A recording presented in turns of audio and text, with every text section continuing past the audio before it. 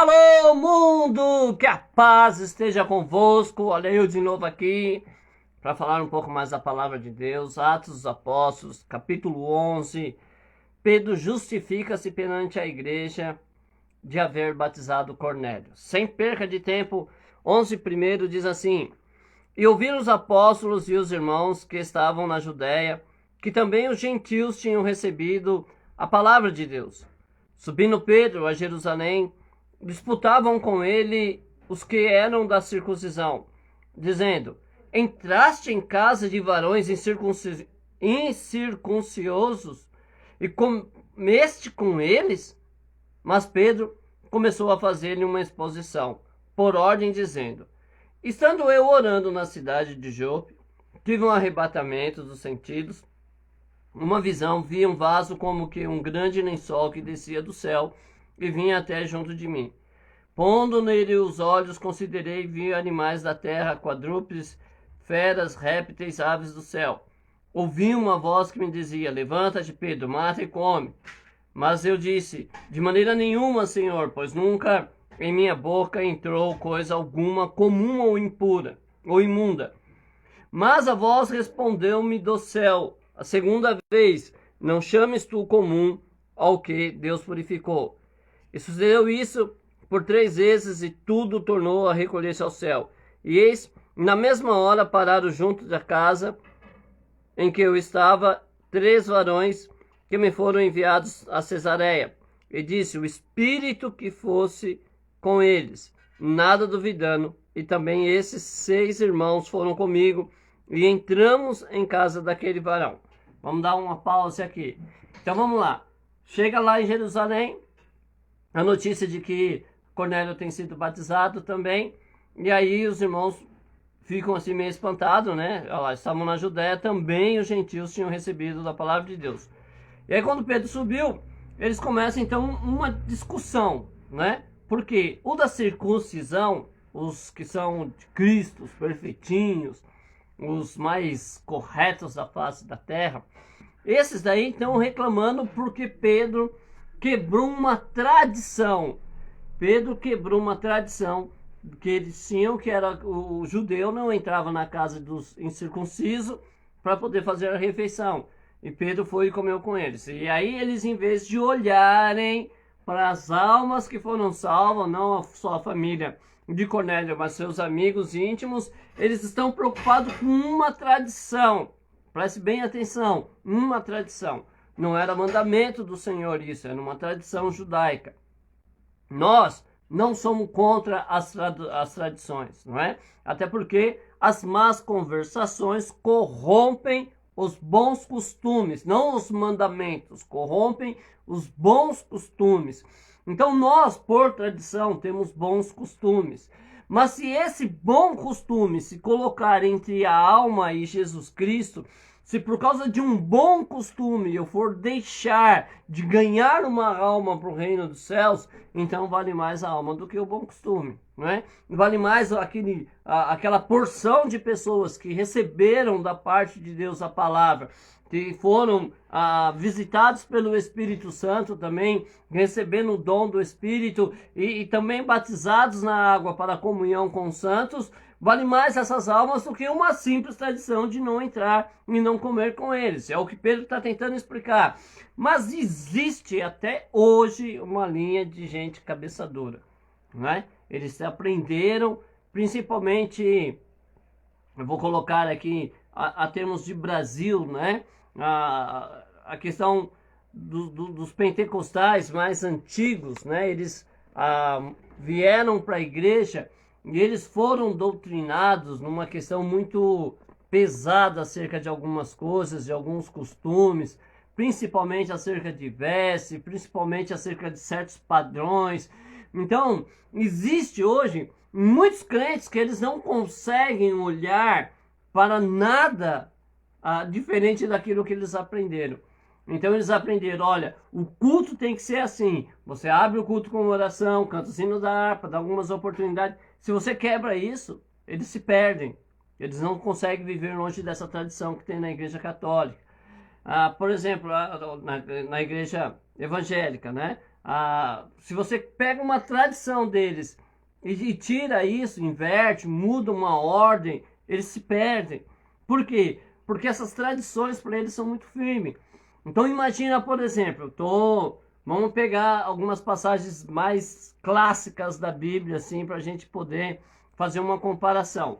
Nós sabemos por, né, meios de ética, conduta, sei lá como é que se classifica isso, que, por exemplo, um irmão, na visão dos mais antigos, nem para na rua para conversar com uma irmã, né? Não saúda. Se a irmã estiver sozinha e ele sozinho, se eles se passarem, é meio que inimigo, assim, daquele pai do Senhor distante, porque se parar, está em pecado, não é? Está em pecado.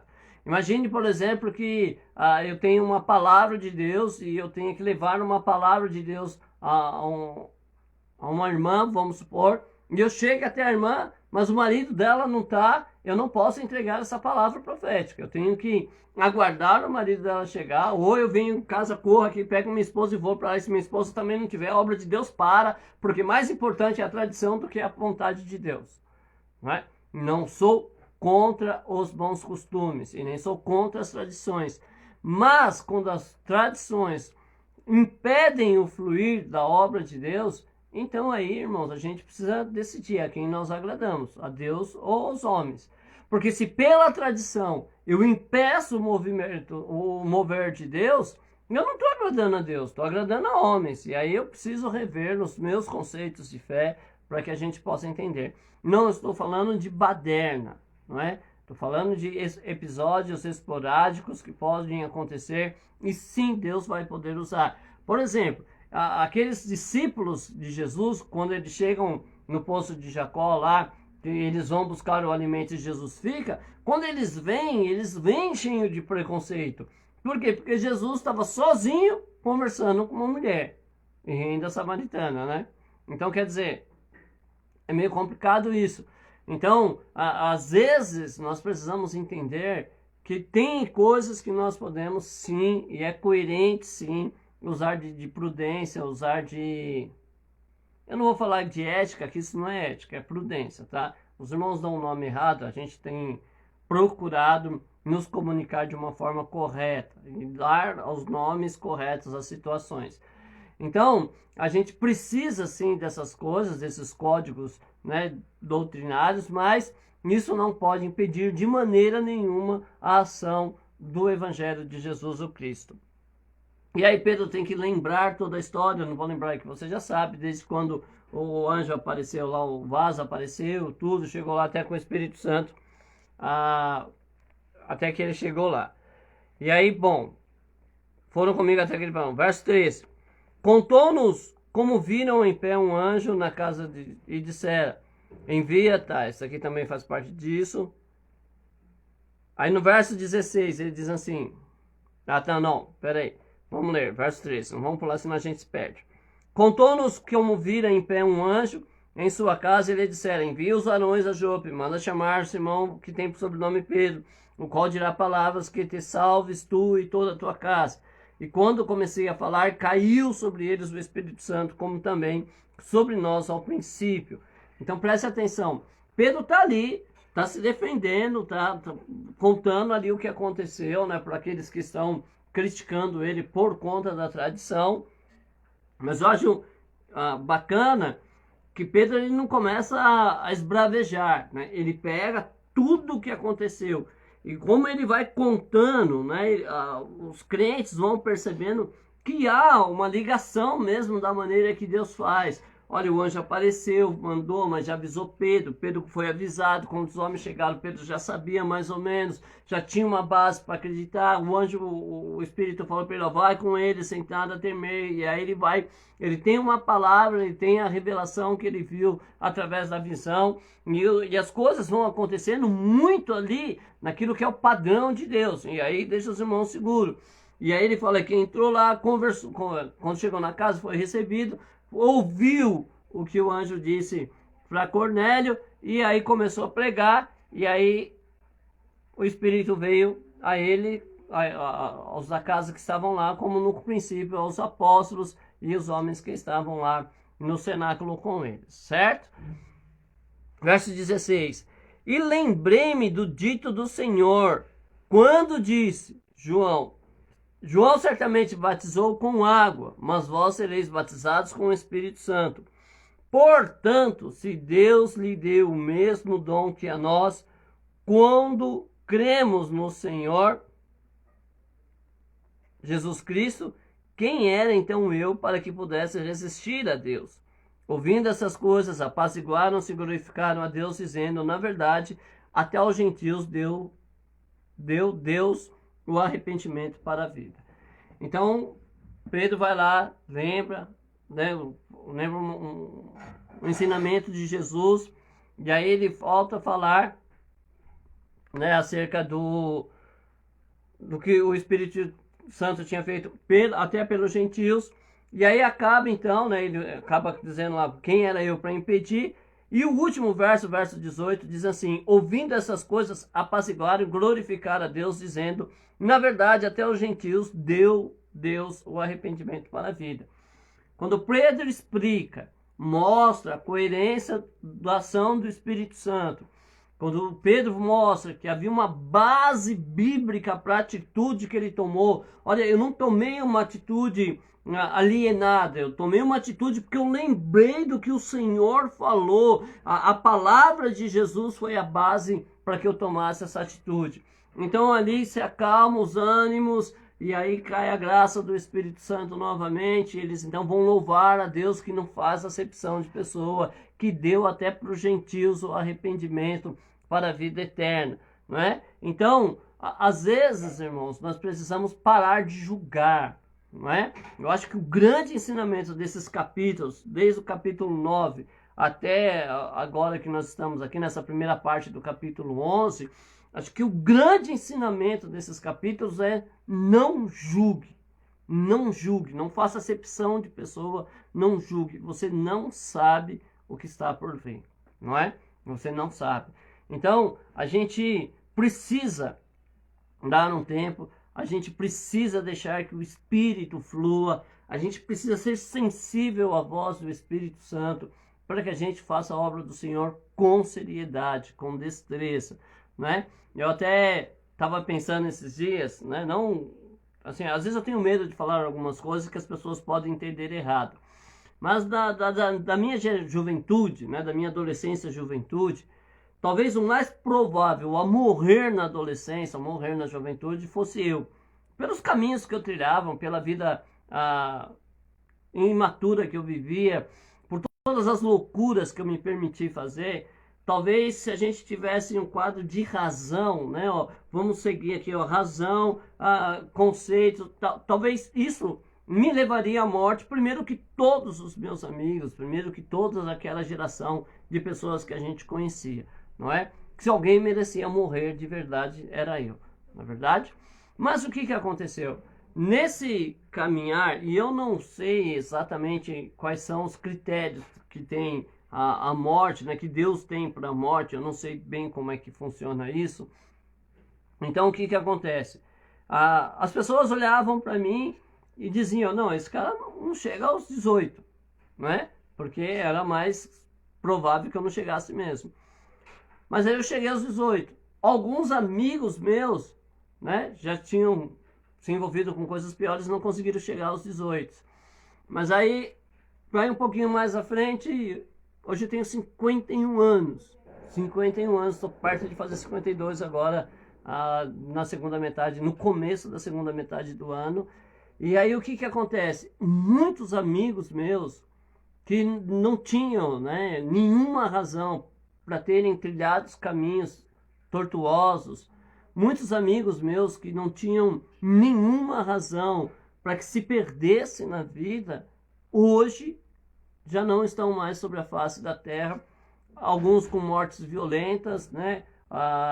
Ou direta ou indiretamente causadas pela droga, pelo consumo das drogas, às vezes porque se envolveu com traficante, às vezes por causa de guerra, de gangue, essas coisas, então não estão mais na terra, ou por causa do uso excessivo do álcool e das drogas, acabaram morrendo por causa disso, em outras situações, acidente de trânsito, afogado, enfim, não é? Mas o mais provável era eu, né? E as pessoas com toda certeza julgavam que eu não ia chegar mesmo, porque era evidente que numa tabela razoável de lógica eu não chegasse. Mas eu estou aqui para a glória de Deus, não é?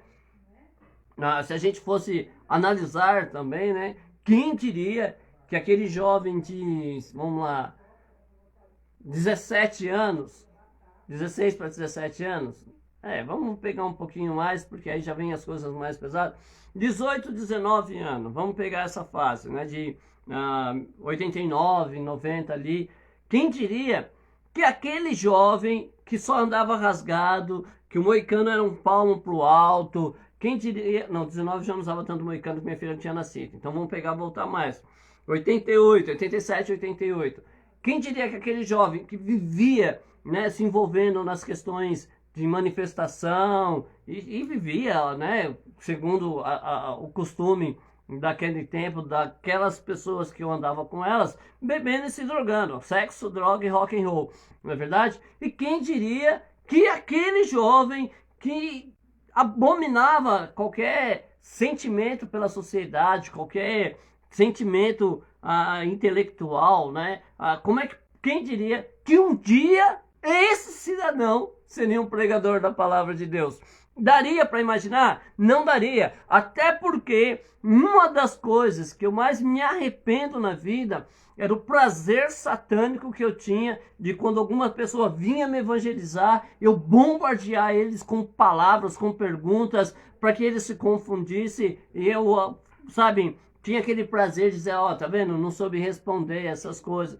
Entendeu? Era uma coisa muito maligna. Quem diria que uma pessoa assim, né, que uma pessoa sem religião, sem respeito religioso por nada, eu não era católico, eu não era umbandista, eu não tinha religião, não é? A gente dizia assim, eu sou católico pela tradição da família, mas eu ia na igreja católica, nas quermesses, né, que não tinha nada a ver com santidade, e naqueles cultos padrões, né, missa de 7º dias, que eu fui muito, vi muitos amigos meus partir, batizado, né, que a gente ia para a igreja e depois já saía bebendo, que mais?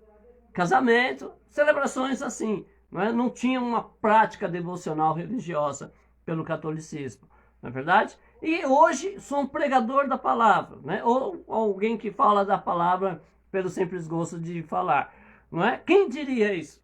Quem poderia imaginar? Hoje não bebo, não fumo, não me drogo, não tenho uma vida envolvida com essas coisas dos prazeres passados, ainda gosto de um bom rock and roll, ainda gosto de uma boa música, mas não tenho um comportamento social, na verdade, que me leve a denigrir a minha imagem ou a perturbar o meu entendimento sobre qualquer coisa. Isso é uma coisa, irmãos, que ninguém poderia imaginar. Num julgamento raso, num julgamento ali, né, não, as coisas não daria certo, não é? E aí, deixa eu contar mais uma parte da história para vocês perceberem o que é o poder do julgamento, o poder negativo do julgamento e o que é, na verdade, a glória de Deus sobre a vida de alguém. Não é novidade para ninguém. Eu aceitei Jesus em 1995, me batizei no dia 5 de novembro de 1995 e comecei a minha caminhada cristã, certo? E aí eu não me lembro quando, eu acabei me desviando, acho que em 97 mais ou menos, não, antes de 97, mas 97 eu me desviei da igreja mesmo, assim, não ia mais para os cultos, voltei a beber, voltei às velhas práticas. Fiquei mais ou menos 3 anos fora. Nesses 3 anos fora, o que acontecia? Eu orava, não é? Eu não tinha parado de orar, eu orava, eu queria mudar, eu queria sair daquela vida. Por isso que às vezes quando eu vejo uma pessoa que às vezes vai para a igreja e vai para a igreja e não tem força, vai para a igreja e sai da igreja, eu não consigo dizer assim, mas é um sem vergonha, sem qualquer coisa que possa acrescentar, que eu tenho medo de falar essas palavras. Eu não julgo isso porque eu sei na minha carne, eu sei na minha consciência de que eu queria mudar, de que eu não queria ficar fora, de que eu queria regressar para a comunhão da igreja, mas eu não tinha força, irmãos. Tanto é que eu sempre falo isso, os irmãos devem achar que é brincadeira. Eu ia para a igreja na segunda-feira, na terça, às vezes na quarta. E aí depois ia para o boteco e ia para a farra. Mas por que acontecia isso? Porque eu não tinha força. Eu não planejava se eu vou na igreja segunda, terça e não vou mais. Quando eu ia na segunda-feira, eu ia decidido a mudar toda a minha história. Na terça-feira, eu dava glória a Deus que eu tinha conseguido manter a palavra da segunda. Na quarta, na quinta, eu já não dava mais, entendeu? E eu sei que nesse período, muitos me julgaram. Não é? Eu sei que muitos me julgaram. E outra, quando eu começava a ficar ali um tempinho mais longe, né? Porque nesse período eu não fiquei bebendo todos os dias. Eu lutava contra isso. Às vezes eu ficava 1 mês, 2 meses longe. E o que acontecia? Eu começava a ir, e aí eu achava que eu já podia frequentar algumas igrejas. E eu fui para algumas igrejas na tentativa de me levantar, irmãos. Não é? Eu fui. Só que eu caí. Chegou um tempo, né, que eu presenciei coisas que talvez você ouça falar e que você não acredite. Mas eu tive isso na minha vida, né? Por exemplo, eu tive um irmão, que Deus tenha convertido ele para o louvor da glória do nome de Jesus, que quando ele me via, né, para quem conhece a Coab de Taipas ali, tem a avenida principal que corta ela ali, né? Acho que é João Amado Coutinho. E aí quando ele me via subindo, ele atravessava a rua, para não me saudar, irmãos. Acredita nisso? Verdade, ele atravessava a rua. Quando eu ouvia falar, eu achava que era um absurdo, mas eu vivi esse irmão fazendo isso comigo. Né? Todas as vezes que ele me via, ele atravessava a rua para não me cumprimentar. Graças a Deus, né, passou, e eu acho que ele deve ter mudado. Creio que deve ter mudado, eu não tenho mais notícia dele. Chegou ao ponto, dizem os irmãos que me conhecem, que o meu modo de orar é diferente. Né? Então diz que é muito fácil perceber quando eu estava no monte. Por quê? Por conta da oração. Então diz que quando as pessoas têm aquela oração, você já sabia que era eu que estava orando lá. Eu já vi, por exemplo, situação de eu chegar no monte para orar e as pessoas saírem, irmãos, de perto, saírem de perto, como se eu tivesse uma lepra, entendeu? Ou então os irmãos iam entrando e percebiam que era eu que estava orando, elas iam para outro lugar, irmãos, entendeu? Por quê? Julgamento.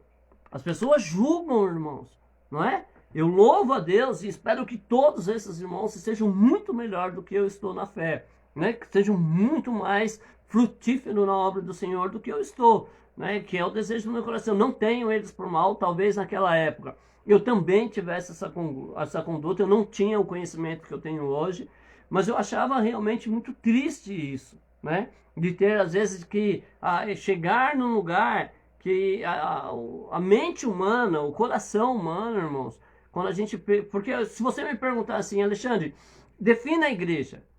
A palavra igreja na minha mente, quando eu ouço igreja, eu penso num lugar de paz, num lugar que eu posso ir desarmado, num lugar que eu posso ir despido de toda a armadura, porque é um lugar onde eu vou ser acolhido, não um lugar de guerra. Isso é a igreja para mim, né? A definição de igreja para mim é isso. Então, quando eu ia para o monte orar, ou às vezes eu ia para algumas igrejas, os irmãos já me olhavam meio assim, né? Eu até entendo, mas eu acho que deveriam ser diferentes. Então eu ia, mas eu queria ser bem recebido, não bajulado, né? Mas pelo menos uma recepção digna de qualquer pessoa. E os irmãos me destratavam por conta da minha incapacidade de permanecer firme, não é? E esse julgamento todo me fez muito mal, até que quando eu consegui, né, descobrir a fonte do que clama Ministério Taipas, ainda naquela época ainda era Ministério de Caieiras, mas aí o Romildo Barros estava lá e a gente conhece desde muito tempo, desde antes de eu ir para a igreja. E aí, graças a Deus, ele teve coragem, né, de me apoiar, mesmo sabendo desse cai, levanta, cai, levanta, cai, levanta que eu tinha na vida. Teve alguns da circuncisão que disseram que não era para ele me apoiar, porque na verdade eu tinha já essa conduta de cair. Mas eu louvo a Deus que Deus colocou no coração dele, né? E graças a Deus, na fonte do que clama eu consegui me libertar novamente. Teve um episódio de tropeço, mas os irmãos me apoiaram, me ajudaram, diferente de outros irmãos, né? Oraram junto comigo. E eu tenho uma longa história de gratidão e de amor pelos irmãos da Fonte do que Clama, por conta de tudo que eu vivi lá, né? Foram mais de 11 anos que eu congreguei lá. Lá eu fui ungido, fui consagrado a diácono, fui ungido a evangelista, e a minha unção de pastor veio no Ministério da Fonte do que Clama, ainda na época do pastor Paulo Silva, a Paulo Henrique Silva, da pastora Graça, pastor Luciano, pastora Gislene, pastor Itamar, estavam todos lá, né? E graças a Deus essa época foi a minha consagração. Então há essa gratidão. E isso porque esses julgos, né, de que não pode, mas é ele, você vai apoiar, esse julgo, graças a Deus, não houve com a minha chegada na Fonte do que Clama, não é? Missionária Janaína também estava lá quando eu fui ungido pastor, já era missionária na época, né? Então, mas na verdade é isso, irmãos. E se tem uma coisa que eu aprendi muito com o pastor Romildo, foi isso. Que o pastor Romildo, embora eu não tenha muito contato com ele hoje devido à mudança, né, de cidade, mas eu creio muito que Deus não mudou o modo de trabalhar na vida dele. Ele é essa pessoa que ele está livre do jugo, não é? Então se você chegar na igreja e falar, pastor, me ajuda, ele vai te ajudar. Ele vai te estender as mãos, não é? E se tiver que comprar briga por você, ele vai comprar briga por você. Ele vai defender a sua causa.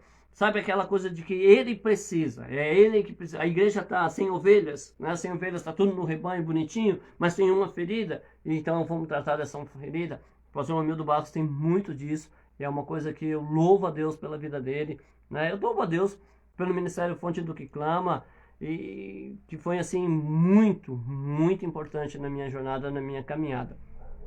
Como eu sou muito grato, irmãos, né? Vou aproveitar aqui, eu sou muito grato, na verdade, por todos os lugares que eu passei para congregar, não é? Hoje eu estou no Santuário de Deus, sou muito grato.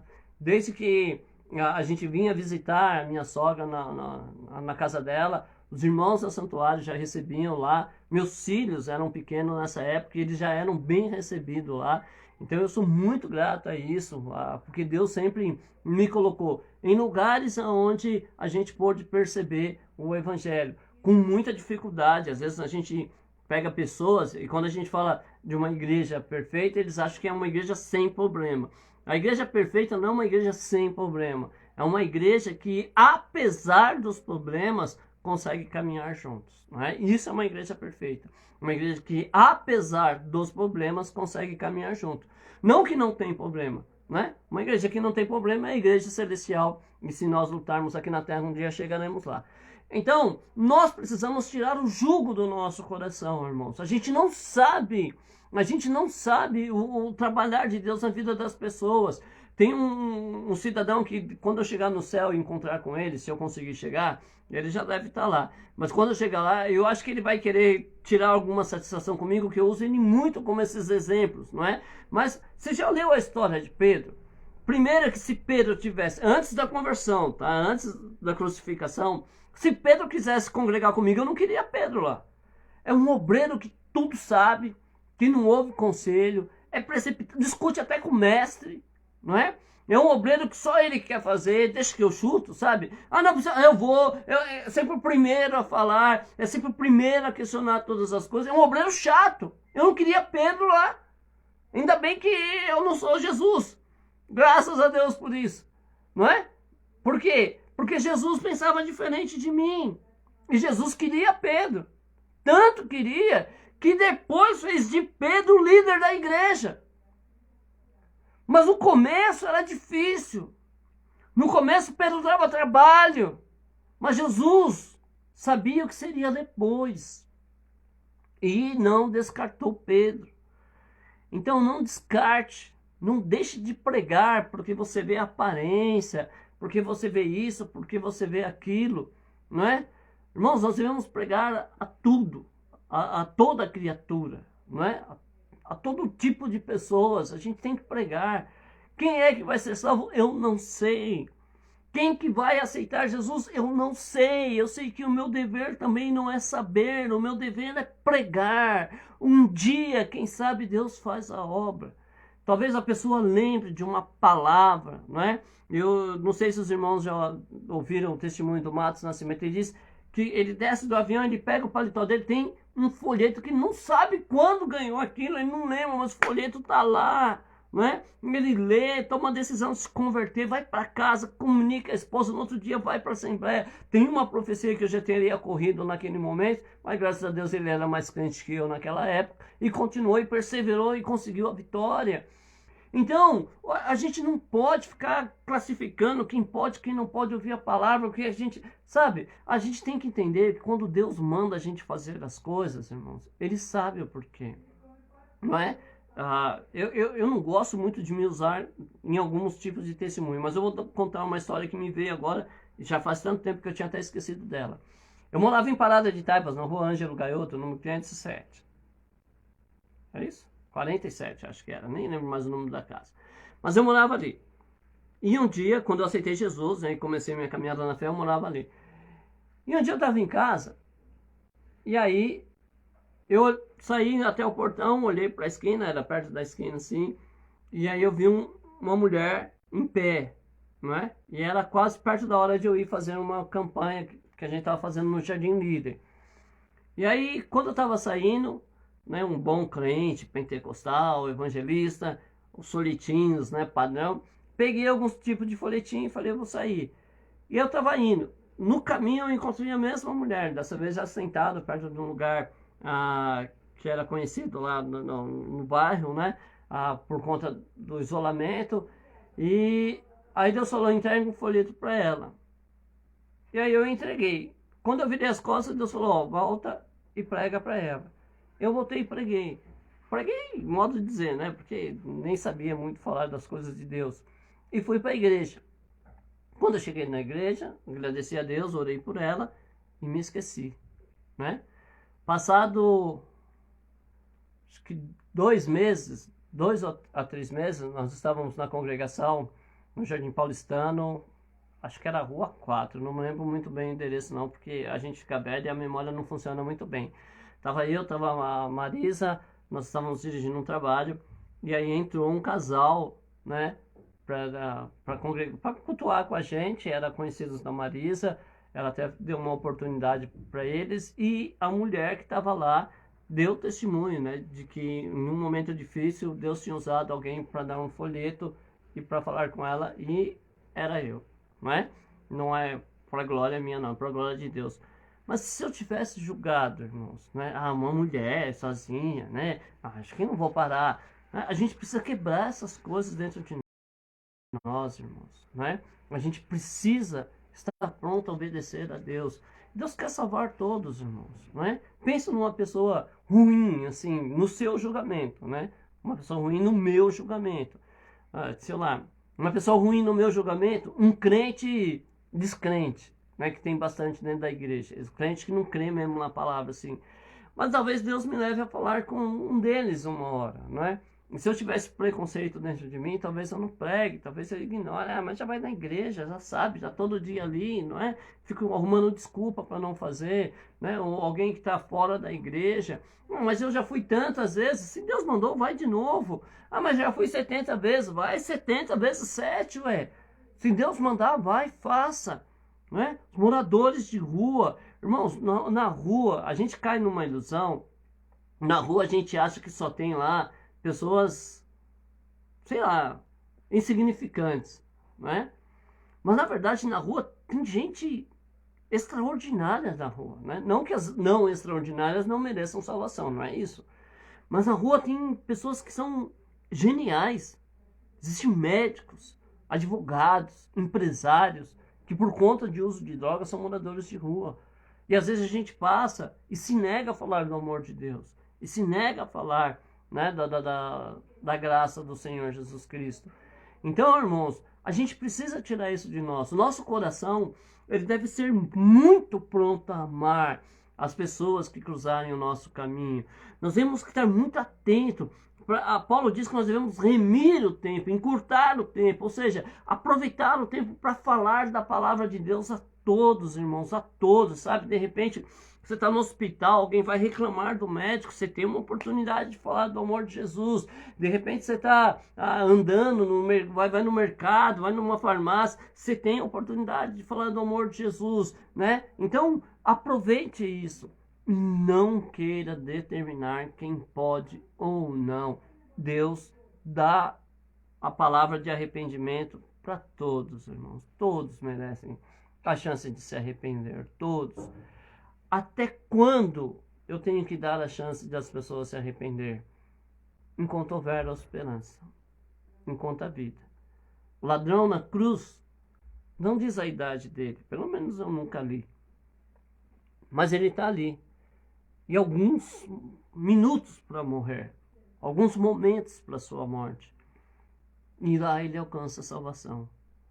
Porque alguém que não julga estava ali do lado para falar da vida eterna. Não é? Então não se canse.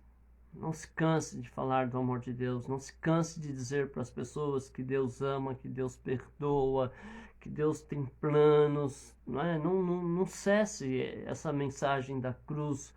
Não deixe que ela se acabe, não deixe que ela se esfrie. E que a gente consiga propagar a muitos mais, né? Eu falei, acho que foi ontem, né, acerca dessas coisas. Deus quer salvar o cantor de funk, Deus quer salvar o morador de rua, Deus quer salvar o empresário, quer salvar o proletário, Deus quer salvar a todos, irmãos. E muitas vezes só depende de nós, para não sermos pedra de tropeço, né?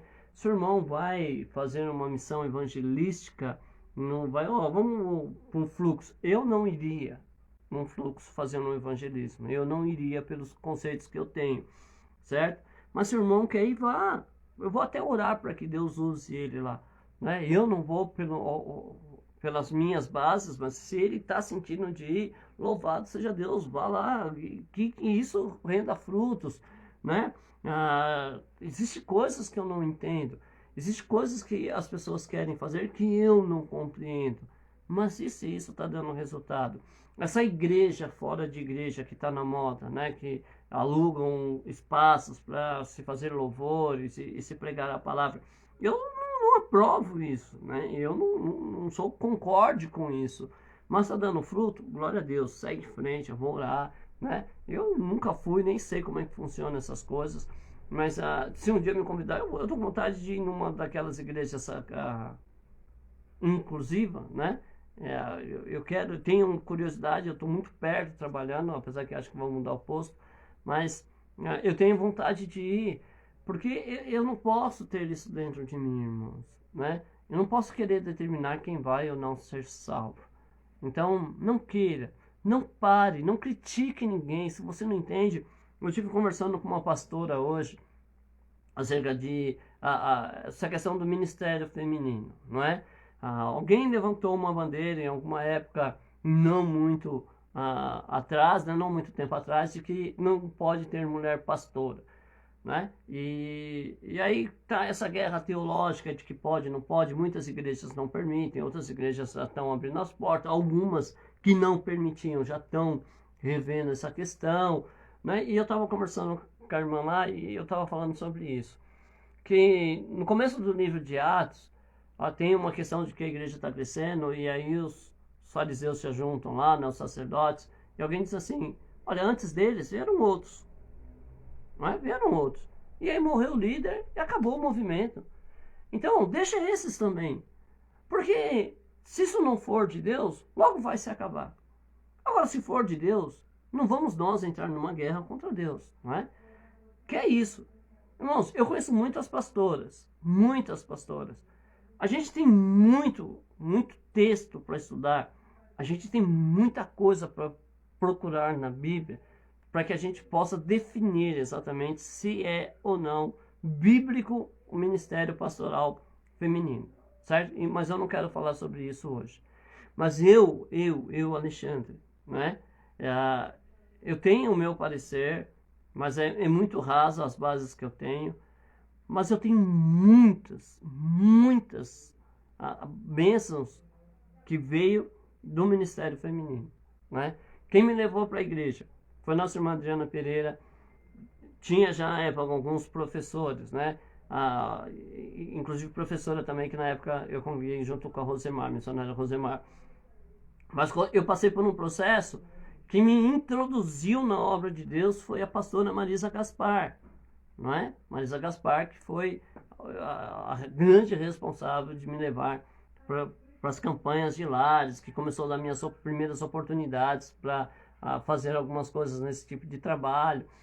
Então mas eu já aprendia muito naquela época, né? Que nem eu digo, com a evangelista Esdra, que era da Igreja de Deus Vivo, se eu não estou enganado, ali na Brasilândia. Quem mais que tinha naquela época da parte feminina? Tinha o casal Marins, né? Que é a mulher também, eu não lembro mais o nome dela, mas ela falava muito bem da palavra de Deus. Aí tinha, quem mais? Do Ministério Feminino, acho que era só que eu conhecia. Mas depois eu aprendi muito com Valnice Milhomes, né? Teve uma época em que Deus me permitiu estudar muito com ela. Ela tinha um programa de TV, né, que eu assistia e aprendi bastante com ela. Eu acho que ela é pastora, não tenho certeza do título dela, que é a Joyce Meyer, né? Joyce Meyer, que tem uma sabedoria incrível, incrível demais mesmo, assim. Ela é uma pessoa de uma mente muito aberta, né? Fala de coisas bem coerentes. Mas nós temos Helena Tamuri. Gente, tem bastante mulheres aí que Alexandre, não me intrometeria no ministério dela. Né? Não. E que na verdade, deixa correr. Né? Eu teria essa opinião, certo? Eu tenho a pastora Graça, minha amiga, pastora Marinês, pastora Gislaine Marques, quem mais? Pastora Conceição. Irmão, se eu esquecer, me perdoe, eu sou velhinho, tá? Não quero, assim, pastora Marisa Gaspar, pastora Marisa Branca, como a gente carinhosamente chama ela. Irmãos, são pessoas que estão aí frutificando para o Senhor, né? Que estão trabalhando. Pastora Marisa Gaspar, se não me engano, acabou de fazer um aniversário aí, celebrando o aniversário de um trabalho que ela tem pela manhã, para a glória de Deus. Né? Então, tá frutificando, irmão? Tá rendendo alma para o reino? O que eu tenho que me intrometer com isso? Eu posso nem aprovar, mas se está frutificando, o que eu tenho a ver com isso? Né? Por exemplo, eu tenho dois amigos, né? O Sérgio Barbosa e o Sandro, irmão dele, que se converteram porque eles estavam na rua e viram um trabalho de capoeira. Capoeira, se eu não me engano, o rapaz que era responsável por esse trabalho era um tal de Liberdade, o nome dele, se eu não estiver enganado, salvo engano. Eles se converteram através disso, irmãos. Mas capoeira não é de Deus. Era que levou os dois para a igreja, ué. Eu aprovo? Não. Eu não faria isso. Mas eles fazem e estão salvando gente. Tem pessoas que fazem umas coisas meia doida e o evangelho é de doido mesmo e dá resultado. Eu não teria coragem, eu não me intrometeria nessas coisas. Dá certo, rende fruto. Pessoas são transformadas, irmãos. Então, por que eu tenho que me intrometer? Não vou, né? Acho que a base desses estudos foram tudo isso. E aí depois amanhã nós vamos falar do evangelho que é pregado em Antioquia. E aí nós vamos começar a ver mais uma porção de coisas, se Deus nos permitir. Eu acho que por hoje nós falamos demais. Me perdoe que eu também comecei um pouco atrasado hoje, né? Mas é isso, irmãos. Amor, a base do evangelho, não julgamento, sabe? Cesse o apontar de dedo. Leia Isaías 58 sobre o jejum que agrada a Deus, não é? É um jejum que você quebra o jugo, que você cessa o apontar de dedo. Sabe, esse negócio de ficar tendo razão, Deus faz isso, Deus faz o que Ele quiser, meu querido. Quem somos nós para nos intrometermos sobre isso? E eu creio que Deus ainda tem muitas almas para salvar. Eu creio que algumas pessoas que eu olho, né, e digo assim, gente, eu não vejo um caminho para Deus salvar. Eu creio que Deus pode salvar elas, irmãos. Eu creio porque Deus, Ele ama. Irmãos, só para terminar isso, né, eu já vou pedir a oração por mim, já vou falar algumas considerações finais, mas só para você entender isso. Deus me salvou. Eu acredito nisso. Né? Que Deus tenha me salvado. Sou perfeito? Não, não sou. Mas quando eu falo Deus me salvou, irmãos, é porque você não me conheceu antes. Você não sabe como eu era antes do Evangelho de Cristo. E eu acho que eu era a pessoa mais difícil de se converter. Deus conseguiu. Então eu acho que ele converte qualquer um mesmo, irmãos, sabe? Qualquer pessoa sobre a face da terra pode ser alcançada pelo amor e pela virtude do Espírito Santo. Amém? Então vou pedir que ore por mim, para que Deus me ajude, para que nessas lives eu possa falar da palavra de Deus com sabedoria, ousadia, mas com verdade e justiça. Como disse Paulo, para que me seja dada a palavra de ousadia no abrir da minha boca. Eu quero pedir para vocês que orem. Orem pelos irmãos que estão em trabalhos missionários, para os irmãos que estão fazendo, né, eventos missionários, eventos evangelísticos. Eles encontram algumas barreiras financeiras, social, e eles precisam da nossa intercessão. E amanhã, às 22h30, se Deus nos permitir, eu quero estar de volta para a gente ver como é que o Evangelho foi pregado na Antioquia e ver todas as coisas que Deus fez por intermédio desses homens, porque o meu desejo é que nós sejamos alcançados pela palavra de Deus e nos despertemos de que Deus quer nos usar. Eu quero que você seja usado pela palavra de Deus. Eu quero que você seja usado para pregar a palavra de Deus e que Deus estenda suas mãos sobre sua vida para curar, para libertar, para ressuscitar os mortos, para que o poder e a virtude do Espírito Santo esteja sobre você. Uma boa noite. Até amanhã, se Deus permitir.